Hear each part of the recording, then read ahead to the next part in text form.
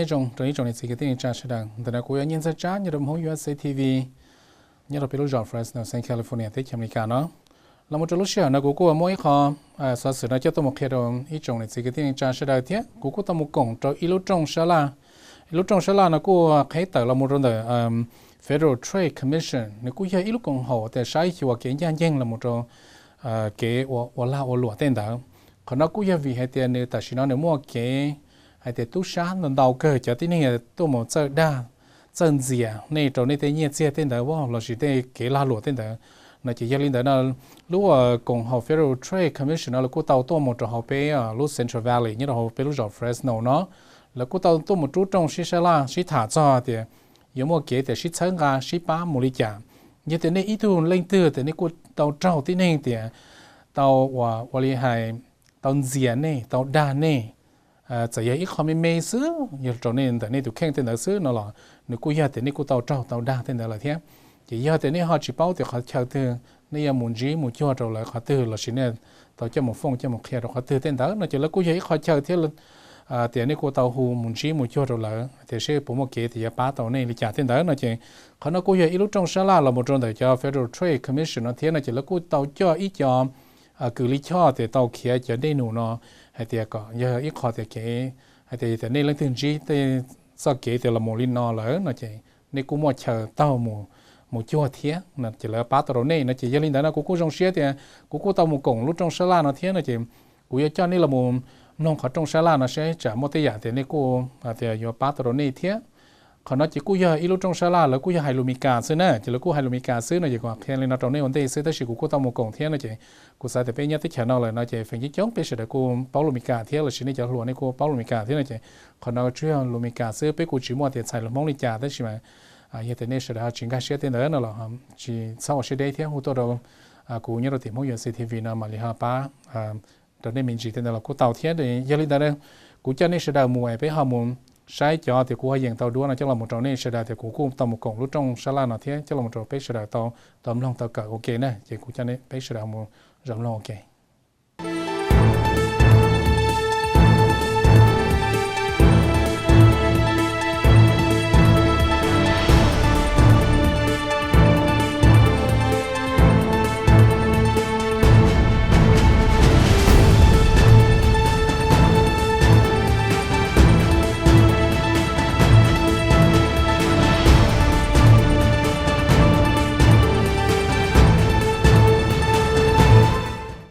Let me just say each of our experts on this panel will speak for roughly 5 minutes, and then we will have some storytelling, both by first-person storytellers and people who are, again, able to share stories, so we get some actual idea of the real impact scams have on people's personal lives, and then what we are really hoping to ask you to share with us, not only your questions and your information you'd like to share with our panel of experts, but ideas for how to make a better communication, strategic communication approach to get the information out about consumer fraud. And really, as has been said by the FTC's communications folks many times, there's no better way to deal with consumer fraud than informed communities. People who say, no, IRS doesn't call on the phone. They never call on the phone. They only access people in person or through the mail. And those are the kind of tips that save a lot of grief, but people have to know them. So with that, I want to first start by introducing Thomas Dadu, who is the regional director for the Western region of the Federal Trade Commission. Then we will hear from Nat Wood, who came from Washington, D.C., and is the Associate Director for the Division of Consumer and Business Education, the Bureau of Consumer Protection of the Federal Trade Commission. Nicholas Akers, the Senior Assistant Attorney General for the California Department of Justice, the Consumer Law Section, came from Sacramento or San Francisco. San Francisco. So your office is actually San Francisco. Edith W. Treviso, Chief of Financial Crimes for the Fresno County District Attorney's Office, and Sabrina Ashtian, Deputy District Attorney in the Fresno County District Attorney's Office, working the Consumer Fraud and Environmental Protection Unit. That said, we're going to start with Mr. Dadu. It's great to be here. My name is Tom Dadu, and the Federal Trade Commission is the nation's consumer protection agency. It is a national agency, but I'm local. I'm in San Francisco, and we have offices, and I oversee offices in San Francisco and Los Angeles. We've got 17 attorneys in San Francisco, and we've got 10 attorneys in Los Angeles. I've got two of my great attorneys here, Maricela Segura from the LA office, and Christina Tucson from the LA office as well.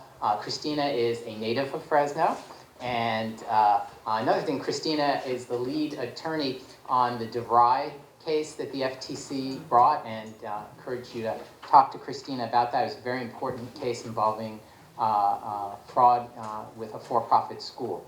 And education is very important to new immigrants and to folks trying to make ends meet.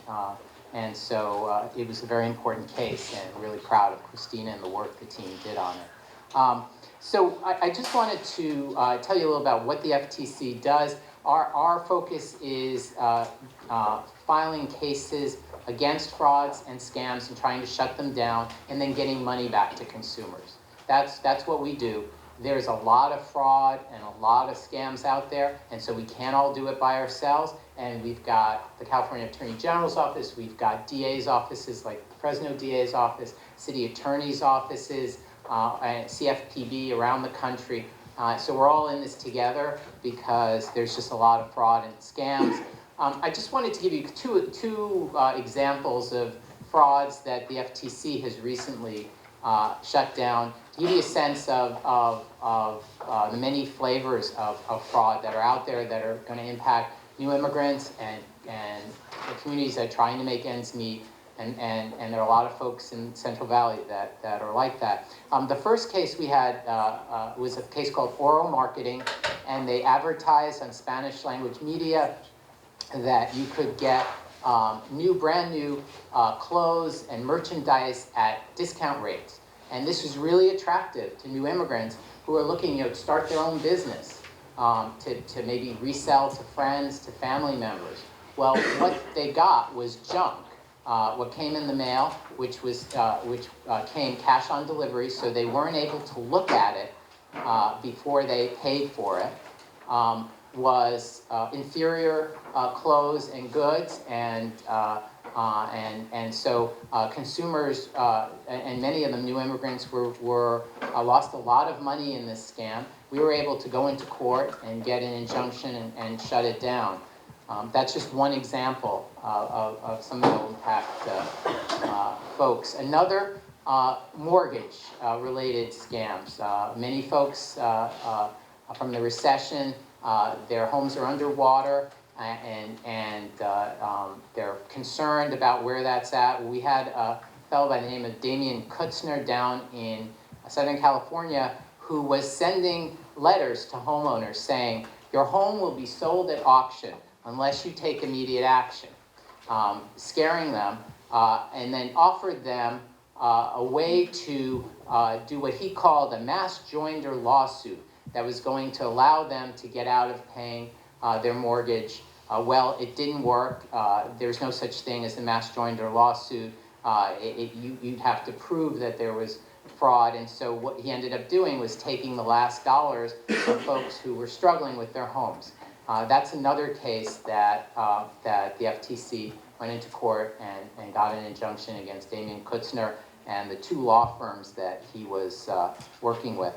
I know Sandy mentioned that the Central Valley has a lower per capita complaint rate, and I know in your materials there's information about the complaints that are in different areas in the Central Valley. I just quickly wanted to go over the Fresno area numbers because we do get complaints, and they show the types of frauds that are impacting folks in Fresno. Last year in 2016, we got some 4,931 complaints from the Fresno area. 29% of them concerned identity theft.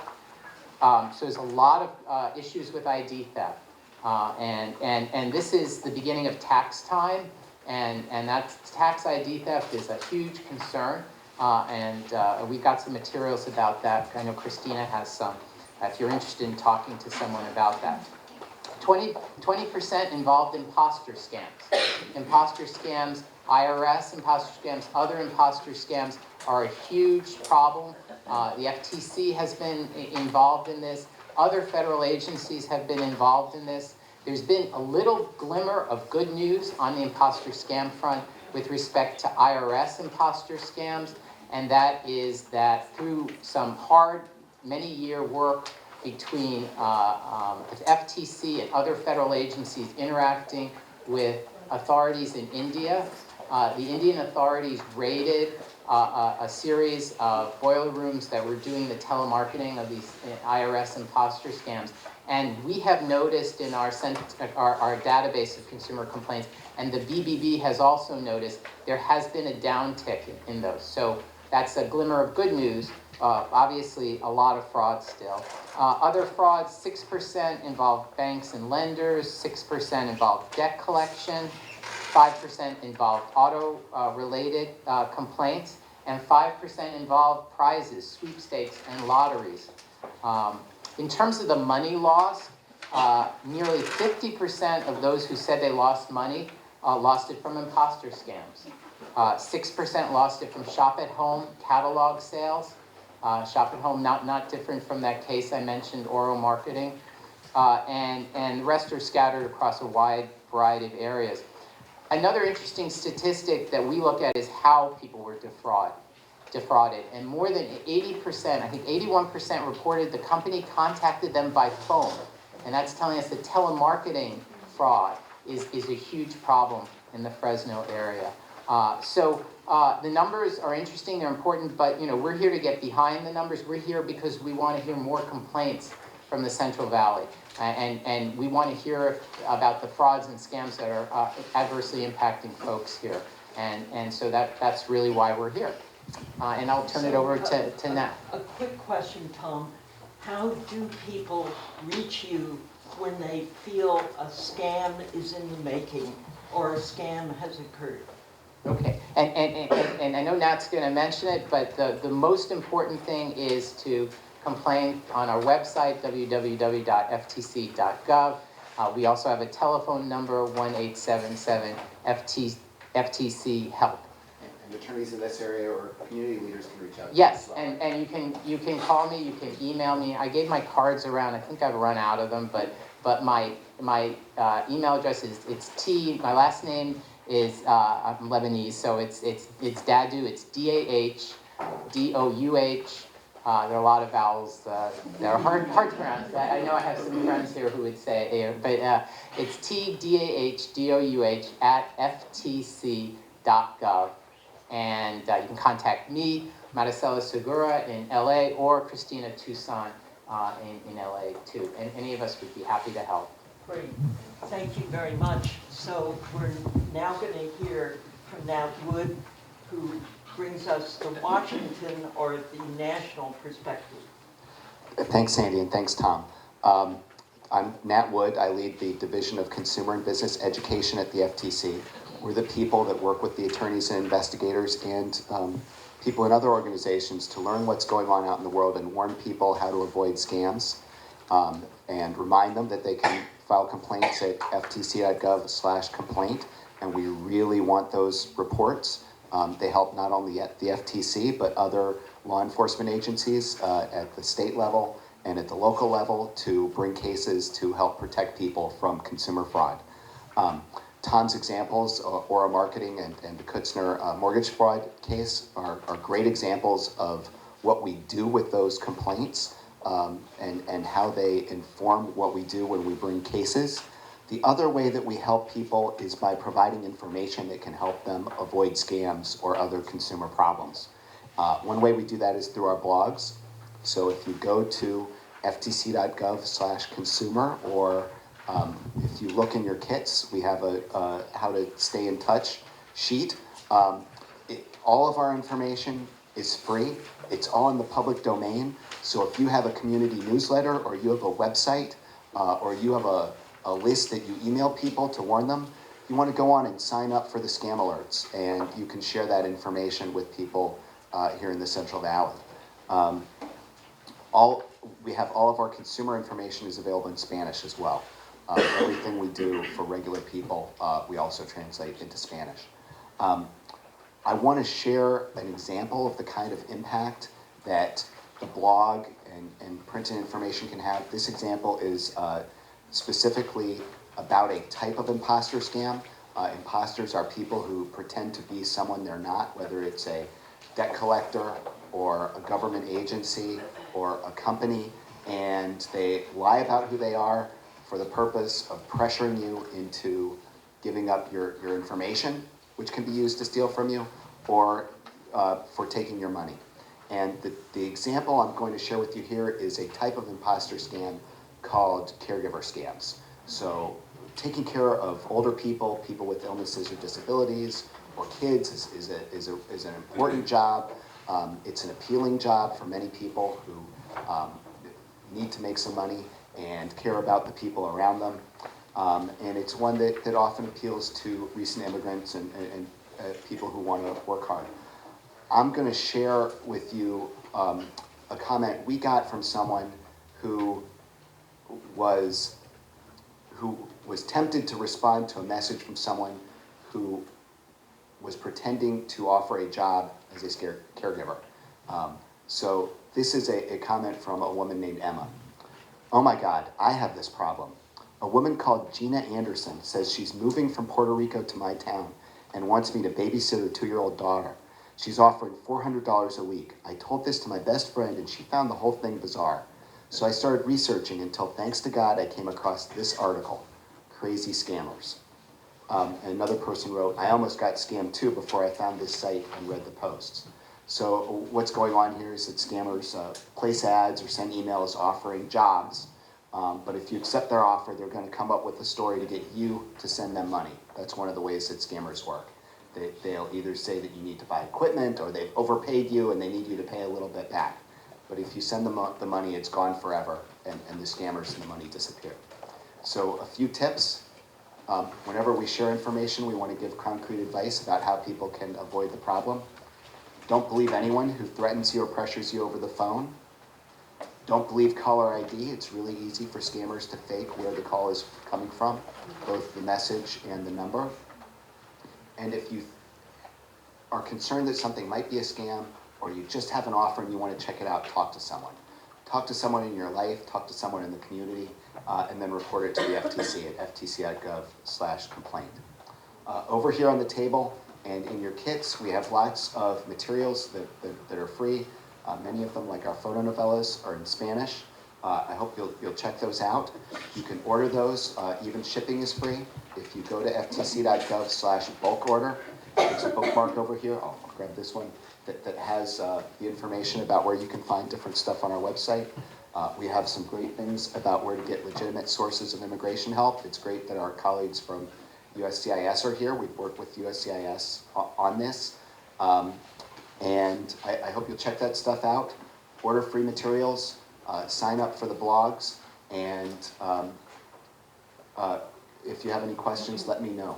My email is ncwood, N-C-W-O-O-D, @ftc.gov.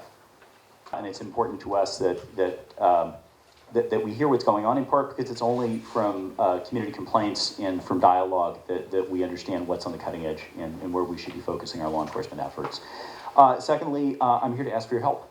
As Nat said, there's some critical information that people need to know about telephonic imposter scams and about other scams, and community-based organizations and media have a critical role in getting that information out, and also helping members of the public understand two other things. First, if they fall victim to a scam, if you become a victim, ask for help, get help.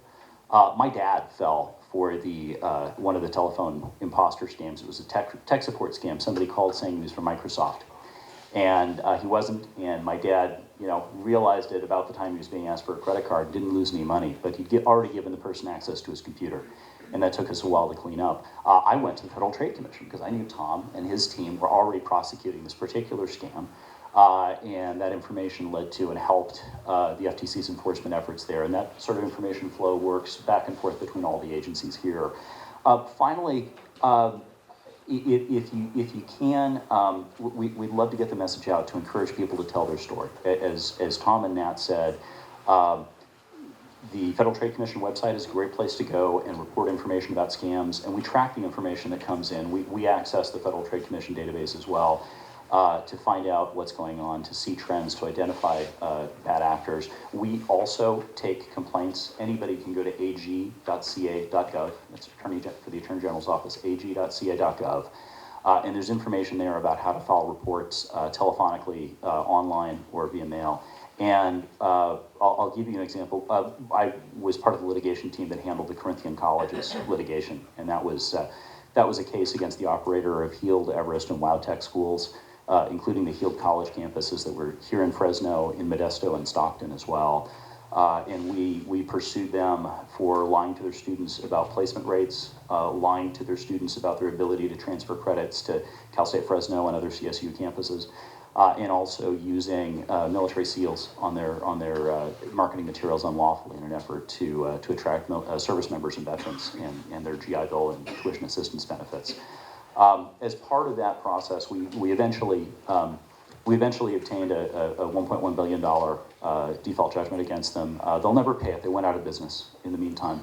But we negotiated with the U.S. Department of Education to provide hundreds of millions of dollars of debt relief eligibility for tens of thousands of former California students who were enrolled there between 2010 and 2014.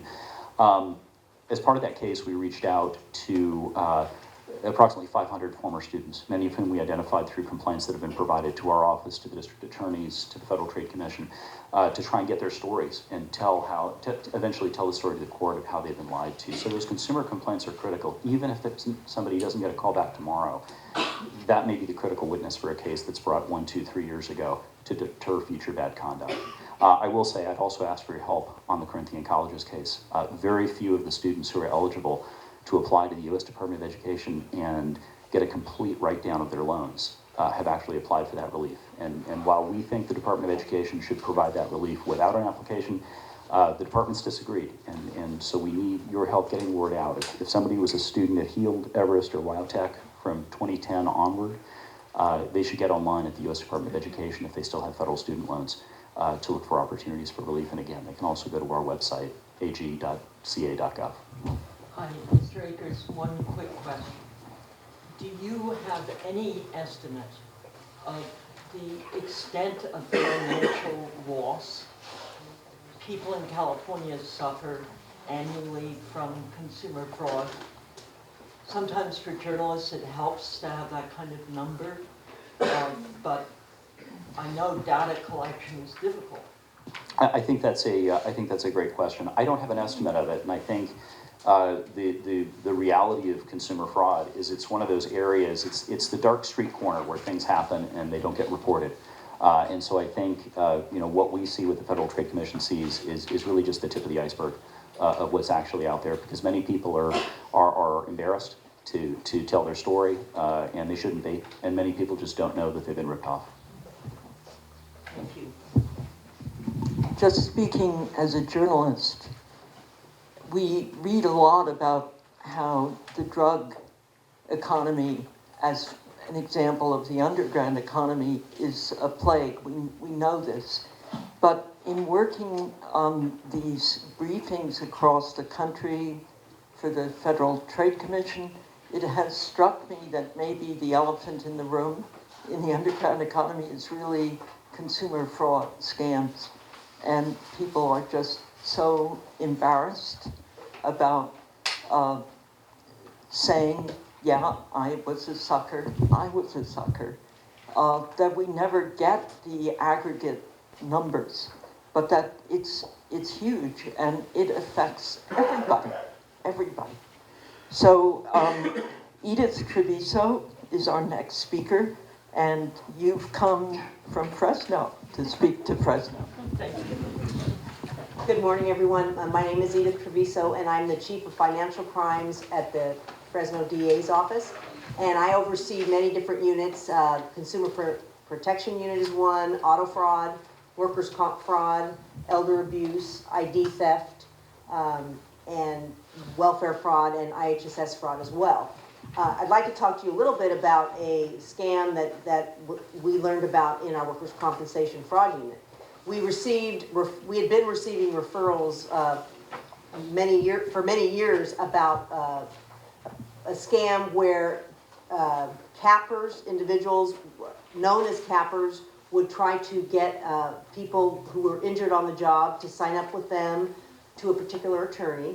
And it usually happens in the agricultural industry, and as we all know, Fresno County is a big ag county.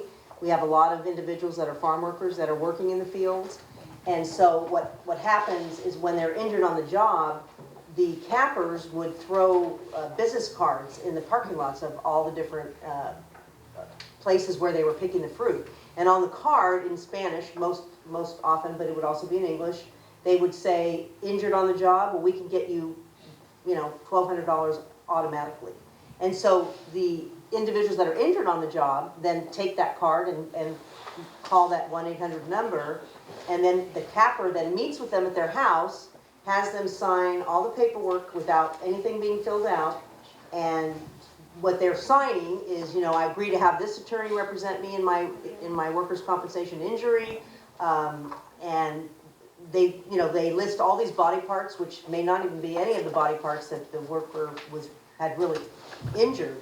And so then, lo and behold, they're sent from doctor to doctor to doctor. The first doctor will see them and then say, you need to have an x-ray, you need to have this test, you need to have that test. And basically the idea is the cappers are getting kickbacks from the doctor, and then the attorneys who are being signed up through the capper are getting kickbacks as well. So everybody's making money, and the unfortunate thing is that the injured worker is not being taken care of. And we received the referral because of the medical fraud, being that the physicians involved and the clinics involved were making all this money. And so that's how we received the referral. And then what happened is we had received a referral on a injured worker committing fraud. So our investigators went out to interview this worker because the referral was based on her injury seemed to be every body part that she had, and it just didn't seem logical. So when they were interviewing her, she said, I've never even met my attorney. My attorney's in LA, I've never spoken to him. I've never been treated for the shoulder injury that I actually had. I've been being, given all these pills every time I go, and I tell them I don't want these pills, and yet I get these pills, and they don't really treat my problem. So what we discovered, is it's really a sad situation, because all these individuals who really are supposed to be protecting, the attorney's supposed to protect their client, the doctor's supposed to treat their patient, they're not getting any of the help they need. And it's because they're unfamiliar with the system of workers' compensation. They don't understand what their rights are in the system. And so they're just, and the language barrier, and they are just doing what they're told, and they're not getting any treatment. So it's a very unfortunate situation. And we've gotten several referrals on the employee side, only to realize that it's really the medical providers and the attorneys that are, not even seeing these people, not caring if they're ever going to get better. So that's what we've seen in the workers' comp arena. And we can take complaint, as I was hearing about all the websites, and we have our website too as well, but some of these individuals, I would imagine, do not have computers. So we also will take complaints, written complaints in our office. Sure. Let me just add. I think we've seen this with credit card offers. We've seen this with payday lenders, with auto title lenders. The poor pay more. Financial products out there that are marketed to low-income individuals often come with high fees, with high charges, and they're often a bad deal. And so it's incredibly important if you get an offer like this to shop around, to understand the terms, and to realize that the first offer, the easy offer, may just be something that can get you in more trouble long-term with debt. We see this particularly with payday and small dollar loans. There are community-based organizations out there, particularly some credit unions and some local banks, that can be a good alternative. There may also be other social services and other community organizations that can provide a safety net for people who really are in financial distress. With respect to solicitations like this, I would be glad to have one of my deputies take a look at the solicitation and to look at this. And so let's talk before you leave today. And I think one of the questions that we often ask when we receive something like this is, were the fees disclosed? Were the charges disclosed? Were the terms clear? Were there compliance with laws like the Truth in Lending Act and other statutes? And it may be that there's another agency, the Consumer Financial Protection Bureau at the federal level, or the Department of Business Oversight, which regulates state banks, that might eventually be the right place for this to go. But why don't we start a conversation today? If you were to get a call in the future from somebody saying that you owed money, don't pay, don't be pressured, even if they make threats. It's very important to report that sort of behavior. It's very hard to comment on your specific situation, but you didn't pay any money. All you did was talk to somebody over the phone. It wouldn't be unheard of for someone to call and make threats, but they're lying. So if you get that sort of a call from someone who claims that you owe money over this, please don't pay. Don't be worried about it. The threats that they make are not true, and report it. Our final panel contributor is an attorney here, Isabel Machado, who's also going to relate a personal storytelling example. Thank you. Because one of the gentlemen up here earlier spoke about the people here being civic-minded individuals. And one of the things that I always say is that I do the job that I do for the right reasons. Unfortunately, a few days ago, someone was in my office with a spouse who is now barred from coming into the U.S. for 10 years because one of my licensed colleagues misadvised this individual, whether intentionally or not. So it's very sad. And I've been involved with the issue of the unauthorized practice of law, and specifically immigration law, because that's my area, for a number of years. This is an issue that's very near and dear to my heart. And the folks that are here from USCIS actually know that, because I've been trying to advocate for advocacy in this particular area in Fresno County for years. And unfortunately, at some point, you always hit a brick wall, quite frankly, which is what's happened. And then, you've got your own life and your own things going on. But I will relay a situation that I worked on a number of years ago for a client who was represented by a local notario or notaria. This gentleman had actually been married to a U.S. citizen, had a child with her. She had actually started the immigration process for him. Unfortunately, she passed away unexpectedly, and he was left with nothing. And he went to this individual because, as many of the undocumented, and even those who are documented and have green cards, a lot of these people really don't have a lot of money. And I mean, as consumers, we're all looking to get the best deal, right? So a lot of this is also lack of knowledge. So he went to this local consultant, explained his situation. Had he at that time gone to an attorney, he would have discovered that he would have been eligible right then and there as the widow of a U.S. citizen, because they had, at that time, the law was different. They'd been married for over 2 years. He would have been able to sponsor himself for a green card as a widower. That did not happen. What ended up happening was She put him in touch with an attorney who filed an application for asylum for him. And he ended up being denied, of course, and in immigration proceedings before the immigration court. These cases take a long time to go through the court system. So he had subsequently been married to another U.S. citizen, and the attorney that was helping them in that process had another lapse. But at the end of the day, by the time his second wife came to see me on Valentine's Day of 2005, he had what's called a bag and baggage order. He had already been ordered deported, and he was supposed to go. And he had a certain time within which to do that.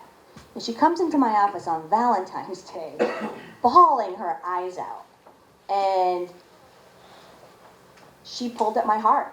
And I had never done federal litigation at the Ninth Circuit, but I just felt compelled to help these people. So I did. I filed an emergency motion. He got to stay, and you know, although it all took a while and he eventually had to go to Mexico to process, he wasn't there very long, and he came back as a legal permanent resident. And so much of what they went through and so much of the expense that they had, and I gave them a pretty good deal, but so much of that could have been avoided if at the beginning he had not gone to a notario, and he would have had his green card years and years earlier. And it sickens me to see what some of these people go through, you know. And hopefully we can all work together and help them. Great lengths to get in touch with her, had contacted her sister and told her sister, you need to have this person, your sister, get a hold of me right away. It's very important. I have legal documents that are pressing. So she, of course, immediately contacted the person back, and the person said, I have documents here that are from the district attorney's office, and it has to do with this check and go that you took out. And because of all the fees, it has gone up to about, I think it was like $1,000 or $2,000, some ridiculous amount in comparison to what she had originally taken out. And if you have 24 hours to get us the money, and if not, we are going to lodge this, we are going to go and file it, and there's going to be a warrant for your arrest, and you're going to be going to jail.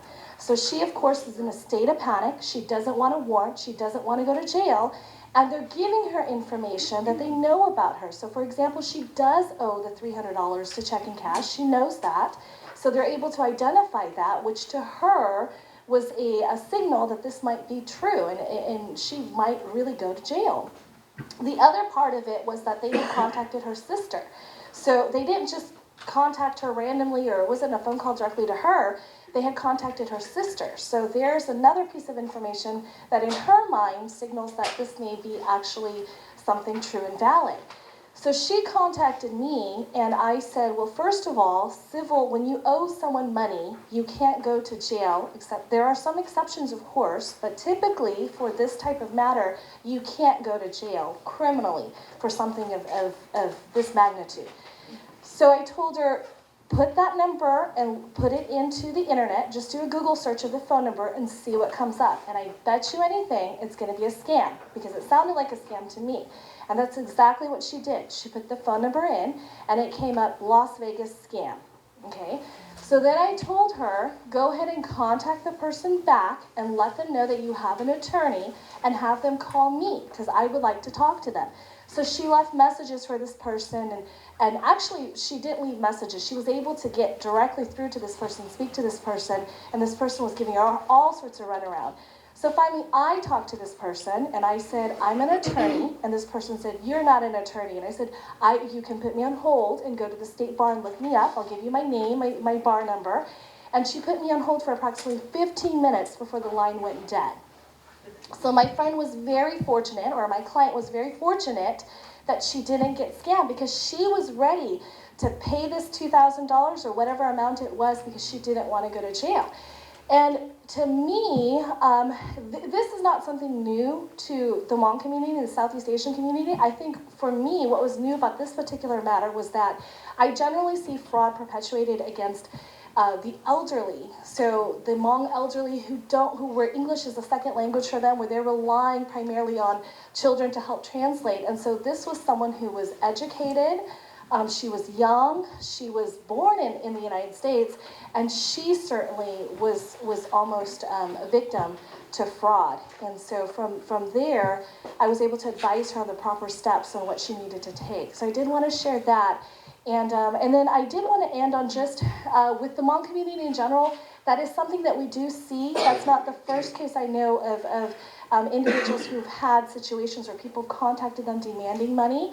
I had another case really briefly that I shared with Odette where I had a poor client. I knew her situation. She was on public assistance, her and her son. She came into my office, again, Hmong. She was the caregiver of her son who was developmentally disabled, came into my office one day and brought me this letter and said, my son just won $1 million. And I said, oh, wow. Well, hopefully she'll share with me. Her son liked to play online poker, and what had happened was this letter stated that he had been entered into a drawing, and as a result, his name had been drawn, and he won $1 million. But she had to give them her checking account information because they needed to be able to verify some information, and they were going to deposit the money into the account. What was interesting about this particular case was when she called the 1-800 number that was referenced on the letter, she got a Hmong customer service representative. And that's something that I shared with Odette that I thought was very interesting because, I mean, Hmong is a very unique language, and it's not a very common language. So the fact that you call this customer service number and you immediately get a Hmong representative who speaks your language, that's like, wow. So I did talk to her about it. I did tell her it was a scam. I think she held on to the letter, and I think she wanted to frame it because it's at $1 million. So. God. Well, thank you. Let's give our speakers a great hand. We have about 20 minutes, 25 minutes, to share among this group ideas, questions, observations, stories of your own that you think it would be important. We'll probably keep it to 20 minutes because what we also really want to facilitate is you having access one-on-one with the experts in the room. But I would like to start now. We also have food at the end of the day, which is courtesy of New America Media. As you know, government agencies aren't allowed to pay even for coffee. So we definitely hope you'll take at least something away in the manner of breaking bread. So who would like to go first? We would like, very eager to hear unique perspectives from specific communities or questions. Why don't we start with you, and I won't be able to drag this, so speak loud. I can speak loud. Okay. I have a question to any of you who can answer this. Is there any case that's too small that you won't investigate, and does someone have to make a police report? Like, does there have to be multiple victims, or if there's one victim and they contact your office, is that sufficient? I'll go first, which will set up the state and local officials for a much better answer. So the Federal Trade Commission doesn't investigate every report that comes into us. We look at trends and we make the reports available to other agencies, but I think you may get a different answer from the state and local officials, so I'll hand it to Nick. So it depends, and Fresno is going to have a different perspective on this than our office does. A lot of our cases are done at a national or statewide level, and as the 5th largest economy in the world, California has some pretty big cases when it comes to something of statewide importance. I try to focus my cases in 2 areas. First, cases that have a widespread impact and somehow have an important social good, social justice goal. And the Corinthian Colleges case is a good example of that. We also will do smaller and more focused cases when there's a particular issue. We found a landlord that was illegally evicting service members in San Diego. It wasn't a lot of victims, it was a population we really wanted to protect. And so we brought that case a few months ago. We arrested an immigration consultant down in Los Angeles in December. His name is Oswaldo Cabrera. And we have about 22 victims in that case. We think the number is going to grow. But that's an example of a case that's a smaller size, but we were able to bring 22 felony counts and really try to address a problem that we think is endemic. We will take every complaint that we get. Every complaint that we get typically is forwarded on to the business that's complained about with a letter from the Attorney General's office saying, hey, we got this complaint, what do you say to it? And we try and help people that way, and we do some one-off advocacy in the mortgage context and other areas. But we won't necessarily run with a law enforcement investigation and prosecution on every complaint. So just one thing I would point out is to not think that the complaint might be too small to not report it to the FTC's complaint database, because the most important thing is, as we mentioned, is a lot of the state and local partners are also going in the database, and so the local city attorney's office can actually drill down and see complaints in a particular city. So something that maybe is small and maybe the FTC isn't going to put its resources into it, the city attorney's office, the DA's office will see that, and we have all of our partners are in that database. So, and particularly the attorneys in the room and others and community organizers, is to get folks to put in complaints, because that's the most important thing. It's the first step. Well, and take the mic down to Fresno, but big cases, your DeVry case, our Corinthian case, those are an amalgam of lots of individual victims who went to law enforcement. I want to make sure we get around the room, and I would like to. Sure. Yeah, absolutely. Sorry. Okay. Yeah. Yes, so I do encourage you to come forward and either call the number of Amber, who is our assistant, which again is 559-600-3156, or email me, and I am passing around my cards right now, because I don't want people to think that a case is too small for us to handle on a local level. It is different for the state level, but for the local level, please come forward with these cases. A lot of the cases that people think are too small end up being, if it's not something we can handle, we can refer you to the agency that you should be speaking with, and a lot of them are happening on, lots of people are having the same situation. Also, don't feel like you have to get a police report first, because a lot of times you call the police and they say that's a civil matter, we can't handle that. Call our office and we can either have our investigators speak with the individual, or if it's through, let's say it's a contractor who didn't have a license who defrauded somebody, we will say, we'll have the contractor state license board investigator call you, they will write a report and then send it to us. So we will have the agency that should make the report, or our agency can make the report. But a lot of times on these situations, people don't have police reports, and they even try to go to the police and are told it's not something they handle. That's really helpful to know, because, one's instinct, I know in some of our briefings has been, have you filed a police report? And then people give up, Right. and they hear the police say, we can't do it. They think, Right. okay, well, there's nobody I can talk to. Mr. Liu Yang, our host, has a question, so I defer to him for the next. Well, thank you again. I'm very thankful for you to choosing Fresno Center to help you host this meeting. I'm been in this area and provide services to the low-income family for the past 25 years in Fresno. And I want to share a couple of things that is really hurting me when I see my fellow mom cheating my community, and it's very sad to see that. I refer to immigration services scam. I have heard a couple Hmong gentlemen go to KBIF 900 AM Hmong Media, talk about helping this individual who came from Laos, who came as a visitor, and then they request to stay in the US. And this agency gave them a lot of easy information by saying, if you come to us, we have an attorney, we have someone who are former military, and have networking closely with the immigration. And the process that we made, it would be very simple. And they came to see me. I say, I work closely with the immigration. There's no way that would be easy to get a green card or permanent resident. And to my knowledge, it's very challenging to get those ID. And if you see that these people are the one that are helping you, then you have to be careful, because I had no knowledge about it. They keep going on the air, and then recruiting Southeast Asian, even Latino community went to see them. I had met with thousands of people, but only 100 people that I have heard. And a few people that came to see me, they say that they lost, some of them lost $7,000 for processing this paperwork. A couple of them lost $14,000.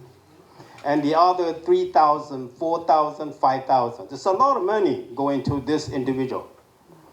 And I hate to see that happen in my community.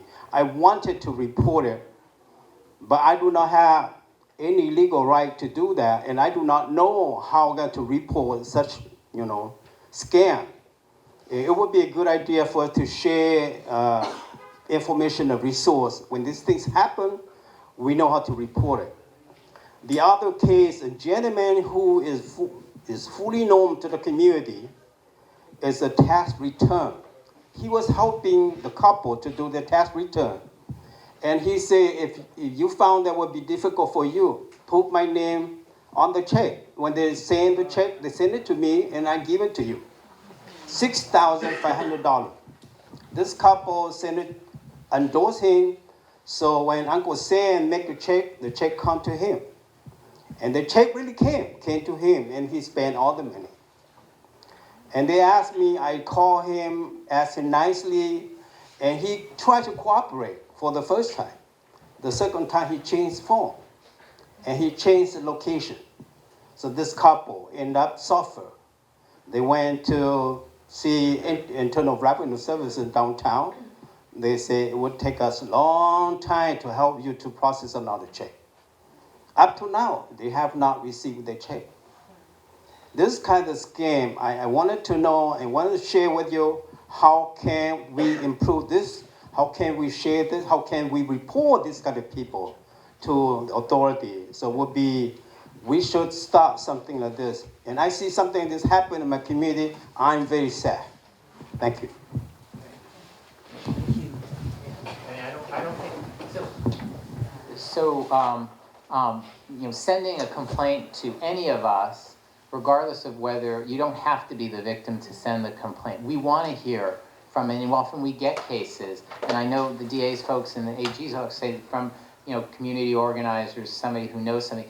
For the complaint database, the FTC, you can actually now file anonymously. You can, obviously, it limits our ability to kind of find out the information, but you can put down the information you want, and it's still helpful, particularly with immigration fraud where there are issues. And so, and once it's in the database, then it allows, we can search by the name of the alleged fraud or scammer, and so we can see it. Vanessa, do you want to add? Yeah, I just want to add, to the extent any of these fraudsters are attorneys, and in California, the California Bar takes complaints about attorneys, and that really hits some people where it hurts, because their license, they can lose their license. The California Bar has a fund where they can reimburse people for losses they incur because of an attorney's malpractice or bad conduct. So that's another place, because some of these people are licensed and actually committing fraud as well. So I would like to ask the local Fresno people how to create a stronger communication link with the Hmong.